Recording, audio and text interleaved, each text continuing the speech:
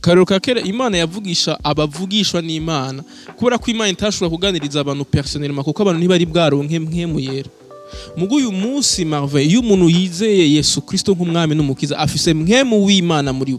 Nukuvuga afise ijwi ry'Imana muri we. Nukuvuga Imana irakuganiriza uno munsi dufise amahirwe yuko Imana ishobora kutuganiriza personnellement kuko nta muntu numwe abantu bakora dukurikirana ni ikintu gikomeye cyane kandi n'ikibazo dufise uyu munsi mu bakristo. Abakristo uyu munsi benshi bizera yuko bumva ijwi ry'Imana biciye muri pastor. Benshi bagenda bavuga ngo prophet ngo mbwira ico Imana ivuga ku buzima bwanje ngo ndabira ofete n'ugupfumu n'ukuraguza. Uyu munsi kubera iki abakristo badashobora kumenya ko bafise mpemu w'Imana muri bo abaganiriza ivyerekeye ubuzima bwabo. Nta muntu numwe kwisi uzoronka akuganiriza amadetail y'ubuzima bwawe iminsi yose ntibibaho. Azovumbura idate wavukiyeko, azovumbura utuntu twakubaye ko mu buzima bwo muri kahise cyangwa n'ubundi bwo muri kazoza, muga ntashobora kumenya igicapo cyose cya destine yawe. Ndakuvuga ni wewe ubwirizwa kudiginga cyangwa kurimbura ku ijambo ry'Imana ngo Imana ikuganirize ubuzima bwawe en detail. Nukuvuga ko rero uyu munsi dufise ikibazo Imana abantu ntibakomprene ukuntu Imana ituganiza. Imana iratuganiriza biciye rero mu ijambo ry'Imana kuko Yesu yarigeze kubwira abantu arababwira muri Yohana igice cya 6 umurongo wa 63 ndibaza avuga ngo amajambo ndababwiye ngo ni mpemu n'ubugingo. Nukuvuga ngo iyo tuvuze rero mpemu w'Imana muri twebwe twahawe c'est la parole de Dieu, ni ijambo ry'Imana rizima. Nukuvuga ko rero iyo urumva ijambo ry'Imana, iyo urukuraganiza ijambo ry'Imana, iyo urasomera ijambo ry'Imana, Imana ibiri kurakuganiriza. Nukuvuga mu yandi majambo abantu bakunda guhumiriza ngo Mana nganiriza, ahubwo bari bakwiye gukanura bagasoma ijambo ry'Imana kugira Imana ibaganiriza. Kuko Imana yaravuze deja, yavugishije ba Paulo, ivugisha ba Petero, nabo baravyandika. Nukuvuga ngo tugire discipline yo gusoma ijambo ry'Imana kuko nta kintu na kimwe cy'ubuzima bwacu kitari mu ijambo ry'Imana. Ukeneye kurongorwa, soma ijambo ry'Imana, iravuga ukuntu bigenda. Ukeneye amatungo, birahari mu ijambo ry'Imana.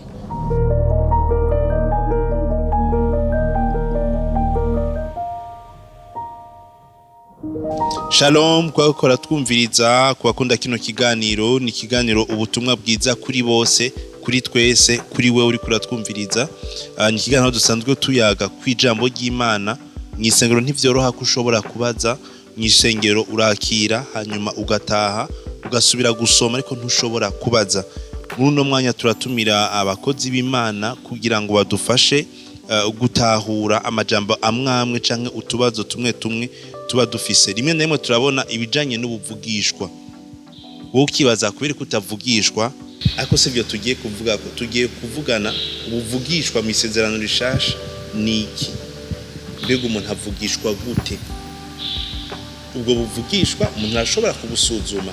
Ivyo nivyo bibazo bitatu Pst Prudent ntibubekwa aza kudufasha. Karibu cyane Pastor. Ndabashimiye Marve kubutumire. Tubashimiye ko mama mutwigorera mu mwanya muto wanyu mukabana natwe. Yego namwe ndabashimiye. Nutwo tubazo dufise, utubazo dukunda kudushikira. Amwe nibaza sicese imvugishwa, uvugishwa misezerano rishasha niki. Yego Marve murakoze cyane kuri iki kibazo kuko ni kibazo gikomeye na cyane muri ibihe turimwo kuko turabona ibintu vyitwa ivy'ubuvugishwa vyinshi vyagwiriye muri iki gihe turimwo. Rero ni vyiza ko habaho umuco kuvyerekeye kuvugishwa canke ubuvugishwa. Nibaza ko uno musi turaza kuvugana cyane ku c'ubuvugishwa mu isezerano rishasha. Rero ndakunda cyane gukoresha ijambo ry'Imana kubera ko ni vyiza ko turonka source risura iryo jambo ry'Imana ku kibazo cyose dufise. Kugahe tuvuga ivyo tuyumvira ko tuvuga ijambo ry'Imana. Inyishu iri mu Baheburayo igice ca mbere umurongo wa mbere. Umwanditsi w'Abaheburayo nico kintu ca mbere yabandikiye ababwira ngo kera Imana yabaririye basogokuruza mu kanwa k'abavugishwa nayo ngo mu bihe byinshi no mu buryo bwinshi. Nukuvuga ko kera Imana yavugisha ngo basogokuruza ngo biciye mu buryo bwinshi ngo no mu bihe byinshi. Ariko rero bitandukanya n'iki gihe cyacu turimo arico gihe cy'iherezo. Acavuga ngo muri iyi minsi y'iherezo ngo yabaririye twebwe mu kanwa k'umwana wayo ngo uwo yashiriyeho kuba samuragwa wa vyose niwe yahaye kurema isi. Rero abantu baracitiranya rero kuvugishwa kwa kera no kuvugishwa kubu mu gihe c'iherezo, mu bihe vy'iherezo. Rero no kuvuga ko rero sinkeneye kuvuga kuvugishwa kwa kera, ndakeneye kuvuga kuvugishwa kuno musi. Umwanditsi w'Abaheburayo bavuga ko yo bari Paulo yarakivuze neza ngo twebwe Imana yatubaririye mu kanwa k'umwana wayo kundi ari we Yesu Kristo. No kuvuga ko rero mu majambo make ubuhanuzi uyu munsi mw'isezerano rishasha ni ijambo rya Kristo, ariryo twita ubutumwa bwiza, niko Paulo yavuze. Ni ukuvuga ko uyu munsi iyo twumvise ijambo rya Kristo rituganiriza, rituvugisha, ni ukuvuga ngo iryo jambo niryo twovuga uno munsi muri resume yuko aribwo buvugishwa bw'ukuri. Kubera iki? Kubera ko umuntu arashobora kuvuga ibintu bivuye mu bwenge bwiwe, umuntu arashobora kuvuga ibintu bivuye mu vyifuzo vyiwe, umuntu arashobora kuvuga ibintu nawe wifuza, yabonye ko woba wifuza cyangwa ukeneye akabivuga. Umuntu arashobora kuvugishwa n'abadayimoni, umuntu arashobora kuvugishwa n'impwemu zitandukanye. Ni gute uzomenya ko uwo muntu ari kuvuga ijambo ryo cyangwa ritanyo? No kuvuga iki rero? Ibi bintu rero bizodufasha kumenya ivyo tubuhanuzi uyu munsi cyangwa ubuvugishwa. Mbega ibi bako barambwira n'ubuvugishwa bwo, mbega ibintu bako barambwira n'ubuvugishwa butari bwo. Ubuvugishwa rero arabitubwiye umwanditsi w'Abaheburayo ni ijambo rya Kristo, nibwo buhanuzi bwo mu gihe cacu muri iki gihe c'iherezo. Okay, aha anye nk'umuntu ariko aragukurikira canke jewe ubwanje ca numva umengo ubuvugishwa ntibubaho, nimba ubuvugishwa twabuhawe mu mwana wayo, ijambo rirakwiye kugira ngo umuntu avuge kavugishwa. Nibaza ko ubuvugishwa burahari kuko babitubwiye, la prophétie existe toujours. No mu mabango Bibiliya ivuga prophétie irimwo, ubuhanuzi buracahari. Mugabo ubuhanuzi turejeje kubuvuga ubwari bwo uyu munsi, kubera ko umuntu avuze ati ndahanuye, akarorero reka mvuge akarorero gasanzwe, umuntu aguhanuriye ngo abansi bawe bagiye gupfa, ako nakarorero ndaguhaye.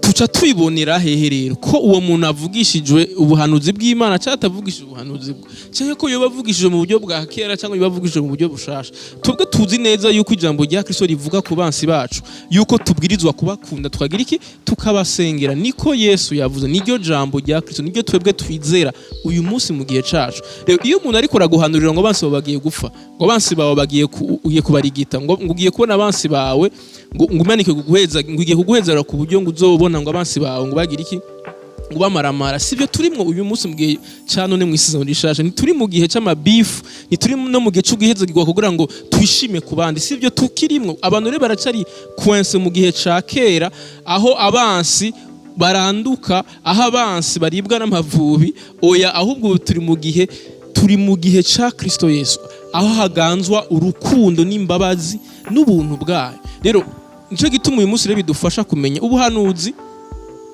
bwo n'ubutari bwo. Umuntu azokubwira ngo abansi barapfuye, umubwire umenye yuko ariko arakubesha, kubera ko bazobaho bongere kandi babeho, kuko turi mu gihe c'ubuntu bw'Imana. Uno munsi reka mfatire ku karero ka kera. Karero ka kera Imana yavugisha abavugishwa n'Imana, kubera ko Imana itashobora kuganiriza abantu personnellement, kuko abantu ntibari bwaronke mpwemu yera. Mugo uyu munsi Marvel, iyo umuntu yizeye Yesu Kristo nk'umwami n'umukiza, afise mpwemu w'Imana muri we. Ni ukuvuga afise ijwi ry'Imana muri we. Ni ukuvuga Imana irakuganiriza uno munsi. No munsi dufise amahirwe yuko Imana ishobora kutuganiriza personnellement, kuko nta muntu n'umwe, abantu bakora dukurikirana, ni ikintu gikomeye cyane. Kandi n'ikibazo dufise uyu munsi mu bakristo, abakristo uyu munsi benshi bizera yuko bumva ijwi ry'Imana biciye muri pastor. Benshi bagenda bavuga ngo prophet, ngo mbwira ico Imana ivuga ku buzima bwanje, ngo ndabira ofete n'ugupfumu n'ukuraguza. Uyu munsi kubera iki abakristo badashobora kumenya ko bafise mpwemu w'Imana muri bo abaganiriza ivyerekeye ubuzima bwabo? Nta muntu n'umwe kw'isi uzoronka akuganiriza amadetayi y'ubuzima bwawe iminsi yose, ntibibaho. Azovumbura idate wavukiyeko, azovumbura utuntu twakubayeko mu buzima bwo muri kahise cyangwa n'ubundi bwo muri kazoza, mbwa ntashobora kumenya igicapo cose ca destine yawe. Ni ukuvuga ni wewe ubwirizwa kudiginga cyangwa kurimbura ku ijambo ry'Imana ngo Imana ikuganirize ubuzima bwawe. en detail. Ni kuvuga ko rero uyu munsi dufise ikibazo Imana abantu ntibakomprene ukuntu Imana ituganiza. Imana iratuganiriza biciye rero mu ijambo ry'Imana, kuko Yesu yarigeze kubwira abantu, arababwira muri Yohana igice cya 6 umurongo wa 63 ndibaza, avuga ngo amajambo yanje, amajambo ndababwiye ngo ni mwemu n'ubugingo. Ni kuvuga ngo iyo tuvuze rero mwemu w'Imana muri twebwe twahawe, c'est la parole de Dieu, ni ijambo ry'Imana rizima. Ni kuvuga ko rero iyo urumva ijambo ry'Imana, iyo uraganiza ijambo ry'Imana, iyo urasomera ijambo ry'Imana, Imana ibiri kurakuganiriza. Ni kuvuga mu yandi majambo abantu bakunda guhumiriza ngo Mana nganiriza, ahubwo bari bakwiye gukanura bagasoma ijambo ry'Imana kugira Imana ibaganirize, kuko Imana yaravuze deja, yavugishije ba Paulo, ivugisha ba Petero, nabo baravyandika. Ni kuvuga ngo tugire discipline yo gusoma ijambo ry'Imana, kuko nta kintu na kimwe cy'ubuzima bwacu kitari mu ijambo ry'Imana. Ukeneye kurongorwa, soma ijambo ry'Imana, iravuga ukuntu bigenda. Ukeneye amatungo, birahari mu ijambo ry'Imana. Yes. Iyo turavuga ngo kuvugishwa, mudufashe kubitandukanya, kuko hari umuntu yumva ngo akarorero rebro sandaka sharia basandaka ari ababa hama umuntu akavuga ati bana nakari karavugishwa canke kuvugishwa ni ijwi ry'Imana rica muri wowe rikakubwira ati, ukumva uri kuravuga ibintu ku muntu canke ukumva uri kurahanurira abantu ibintu utari uhari canke ibintu bishobora kuzoba imbere yabo. Ego ikibazo nibaza yuko nukumenya mbega ubuvugishwa bwo n'ubutari bw'umuntu yo butandukanya gute. Icambere nagomba gutangurira ku ijambo ry'Imana ritwereka yuko tubwirizwa gusuzuma ubuvugishwa, kuko abantu benshi bazi yuko iyo umuntu avuze agasura akavuga uca wakira. Abantu benshi barakiriye amasezerano atariyo gushika uyu munsi, bafise imihari n'Imana kandi Imana itigeze ivuga. N'abantu bavuze hama abantu bavyakira nka message ivuye ku Mana, kubera ko ntibigeze bamenya yuko ubuvugishwa bwose burasuzumwa, ntibugaywa mugabo burasuzumwa. Kuvuga Paulo yandikiye Abitesalonike igice ca mbere, Abitesalonike ba mbere igice ca 5, Paulo yandikira Abitesalonike ku murongo wa 20 aravuga ngo ntimugakengere by'abavugishwa n'Imana, mugerageze byose mugumye ivyiza. No kuvuga ngo examine, hariho ikintu cyo kwexamina, kuraba yuko ivyo bintu ari byo. None Marvin, ni gute wo kwexamina ikintu utigeze umenya original yacu? No kuvuga akarorero, iyo ubonye ikirato canditse ko Adidas, ni pirate ni original? Ni pirate kubera ko usanzwe uzi marque originale yitwa Adidas. Siko? Rero nukuvuga ko abakristo ntibashobora kumenya ubuhanuzi bwo n'ubutari bwo, kuko ntibafise copy original, ntibafise aho babirabira. Ijambo ry'Imana niryo ridupermeta kumenya yuko umuntu yavuze vyo canke atavuze vyo. Muga kubera abakristo badasoma, biroroshe ko babahenda, biroroshe ko bahendwa bakapfa kwakira ibivuye ahantu hatandukanye. Rega ndagomba ndakwereke yuko uyu munsi turi mu buhanuzi Paulo yavuze. No kuvuga ngo yandikiye Timoteyo igice ca Timoteyo wa mbere igice ca 4 aravuga ngo ariko mwemu avuga avyeruye yuko mu bihe bizoza bamwe bazoti ivyizegwa bagashira umutima ku vy'imwemu zizimiza no ku vy'inyigisho z'abadayimoni. Nagomba rero mbwira abantu bakora dukurikirana bavyumva, iki gihe twebwe turimwo hariho ico bita imwemu zizimiza n'inyigisho z'abadayimoni. Uzomenya gute kubitandukanya n'ijambo rya Kristo n'ubutumwa bwiza utigeze usoma ubutumwa bwiza? Kuvuga uno munsi abantu barinjira mu masengesho, bakinjira mu vyumba vy'amahombi, bakinjira mu bintu vy'Imana, muga niba batafise base bagafa kwakira ibintu, kumbe bariko bakira inyigisho z'abadayimoni ziko ziradetwiza ubuzima bwabo, ziko zironona ubuzima bwabo. Muga kubera ko badafise aho bashobora ikintu bashobora kubabasha gucekinga ibintu bari ko barabona. Niyo uri kurinjira mu vy'Imana cyangwa winjiye mu ishengero, ni iki kigupermeta kumenya ko aho hantu bari ko bahakorera imigigwa iyo canke itariyo? Ni ijambo ry'Imana. Bako bahakorera ibitari vyo, ni ijambo ry'Imana iyo rigupermeta kubona yuko ibintu ari byo canke atari byo. No kuvuga ko uyu munsi rero abantu babwirizwa kumenya yuko izo mwemu ziriko zirakora zizimiza, imwemu z'abadayimoni zirahari. Abantu rero babwirizwa kugira bazobone kubidifference no kubitandukanya, no gusoma ijambo rya Kristo, kuko ari nibwo buhanuzi original. Iri jambo tuvuga, ijambo rya Kristo aribwo butumwa bwiza, nibwo buhanuzi original kubisanzwe.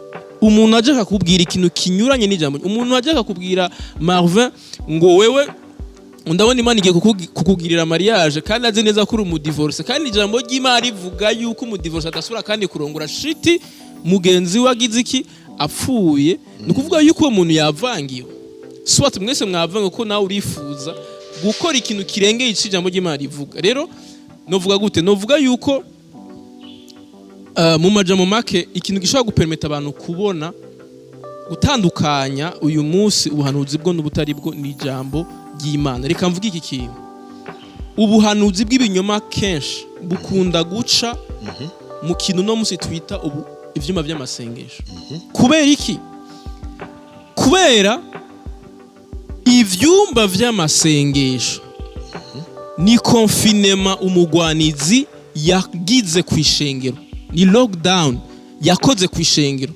ndabisigura nukuvuga ngo abantu bariyugarana ahantu hamwe kuva mu gatondo gushika mu ijoro ngo bariko barasenga gusa oro ijambo ry'Imana ntitubwira gusenga gusa ijambo ry'Imana riratubwira gukora nukuvuga bariko basengera ubuzi bariko basengera amaluwaye alors que ntibariko baraja gukora bari muri désobéissance y'ijambo ry'Imana ça veut dire ko bwabuhanuzi bwo babusuzuguye ryajambo rivuga ngo nzohezagira ibikorwa by'amaboko yawe bariciye amazi barihinduye ubusa hama bagaca bashaka ngo Imana ibakorere ngo bitangaza or ujye mwanya wowe urukura umaze umunsi wose wiyugaraniye mu cumba hari undi muntu ariko ariga umwuga ejo azokora akazi abatazorina no gusaba akazi ahubwo bazomurondera kugira expertise yiwe bashobora kuyigira iki kuyikoresha uranahoraga Marvin nuva umuntu azokora ryari kana tanakimwazi none uzokwiga ariko atamwanya ufise wama wiyugaranye nukuvuga ngo harimwo amajambo menshi ngaho buvyoye nukuvuga Yesu yababwiye gute yababwiye ngo ni murindirire mu cumba cyo hejuru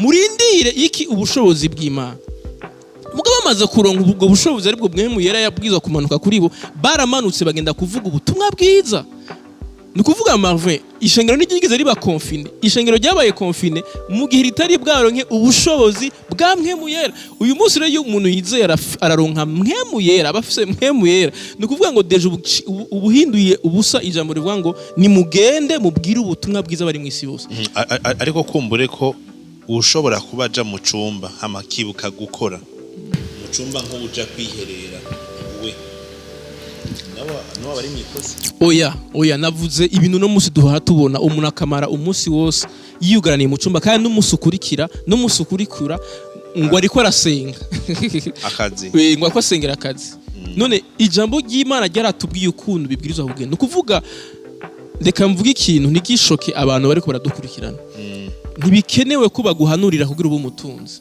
kuko na Bill Gates ntibamuhanuriye kugira ube umutunzi yakoze iki jambo ry'Imana rivuga yarasohoye amaboko aragira iki arakora hama Imana igahezagira ibikorwa by'amaboko yiwe wowe uzokwizera yuko uzocika umumiliyardere mu gihe wowe ukiryamye uraryama n'umwanya wo gukora urukukora ibindi Imana itagutumye gukora nukuvuga iki rero nukuvuga ngo ibi bintu biriko birapovrisa ishengero cane gose nukuvuga abakretien uno munsi birateye isoni nta culture de travail bafise nta culture d'excellence bafise n'abakora nta excellence barondera umenga n'abantu baraho gusa barindira ibintu bizokoroka bivuye mu ijuru barindira ubuvugishwa voilà ubuvugishwa baca binyegeza munsi y'ubuvugishwa Imana yarambariye ko nzokora ahantu hameze gute ngo ndindira isezerano ry'Imana yuko nzokorera ngo ahantu hakomeye muri yo ni muri iki mugabo nta expertise nimwe ufise nta kintu na kimwe ufise umuntu yo kuronderako mu kazi urantaroga mago nuvuga nuko Satani yahinduye ubwenge bw'abantu arabucurika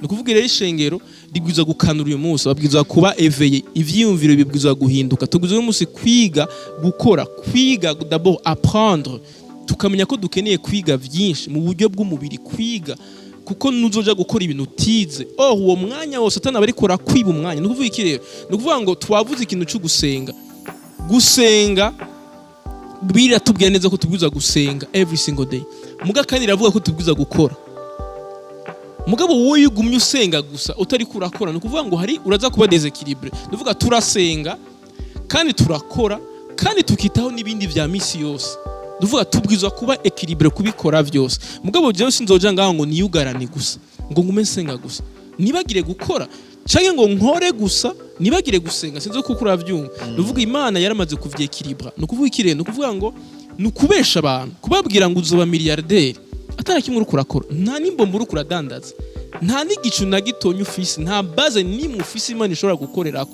Ni ukuvuga nta kintu na kimwe uri kurakora, wowe uricaye ni ukwisondesha no gusenga no kugira inzozi nyinshi gusa, hama ngo urukura rota ngo uzoba miliyarderi. Ndakunganiye, hari umuvugisha yagize ati atangure gusenga hagwa imvura. Ico gihe imvura yari yataze ntiyagwa, ariko arasenga abwira umukozi wiwe ati genda hanze urabe ko atagacu ubona. Aragenda ati ntako mbona. Ako mu nyuma arasura ati ndakabona mugabo ni gato gasa naho kangana n'akaganza. Ati genda ubwira umwami ko imvura ikirikwe. Urumva we yizeye yafatiye ku kantu gatonyi atanguye kubona. Rero n'umuntu kwizera ubuvugishwa kuzo mu miliyarderi utari ko yadanaza n'akantu gatonyi, urumva nyene biba bigoye cyane. Nuko kumbure ko urumva ko ni ikintu kigoye. Sinzi ko mushobora kudufasha mu kurangiza dusengera umuntu ashobora kuba yarazimiye. Turategekanya no kuzana abantu bashobora kuba barahuye n'ivyo bibazo by'ubuvugishwa. Mudufashe rero mu kurangiza dusenga kugira ngo dushobore gufasha umuntu yakurikirana kino kiyago. Yego, murakoze, reka dusenge. Mwami ndagushimiye ko watugiriye ubuntu mwami wanje muri kano kanya tukaba tuko turavuga ijambo ryawe mwami Yesu Kristo. Mwami ndasengeye abantu bose bariko baradukurikirana babaye victime y'ubuhanuzi bw'ibinyoma mwami Yesu Kristo, ngo aho bari hose bashobore kubohoka mu izina ryawe. Waravuze ngo ijambo ryawe niryo ritubohora, tuzomenya ukuri kuri kuzotubohora mwami wanje. Reka mwami wanje biciye muri kino kiganiro abantu benshi uhumura amaso yabo babaye victime, bamaze mwami wanje kuba kononwa mwami wanje n'ubuhanuzi bw'ibinyoma, bamaze kwinjira mu mpemu zizimiza mwami Yesu Kristo ziriko zirayovya abantu benshi mwami. Abo bantu mwami wanje ubuzima bwabo bwononywe n'ivyo bintu mwami badelivre mu izina ryawe Yesu Kristo. Mwami turasengera abantu bose bako baradukurikirana kugira ngo mwami wanje ugurura amaso yabo, bahi impwemu y'ubwenge mwami wanje, ni impwemu yihishurirwa mwami Yesu Kristo, kugira ngo bahishurirwe ico wakoze muri gihe nk'iki mwami, kugira ngo bahishurirwe ubuzima bwabo mwami wanje buhujijwe muri wewe Yesu Kristo, bahishurirwe mwami identite yabo muri Kristo Yesu, kugira ngo babashishe mwami wanje kumenya yuko bari arabaragwa hamwe nawe mwami wanje, kandi bamenye imihezagiro waduhezagiriye muri wewe Kristo Yesu, bamenye ubutunzi waduhaye mwami, mu izina ryawe Yesu Kristo dusene dushima. Amen. Amen. Murakoze cyane Pst Prudent. Namwe mwakoze cyane. Mwakoze kudukurikirana. Ushobora kuba nawe warahuye n'ibibazo nk'ivyo by'ubuvugishwa ukabukirindiriye, ukaba utakija gusenga kubera ko ivyo bakubariye warabirindiriye warabuze.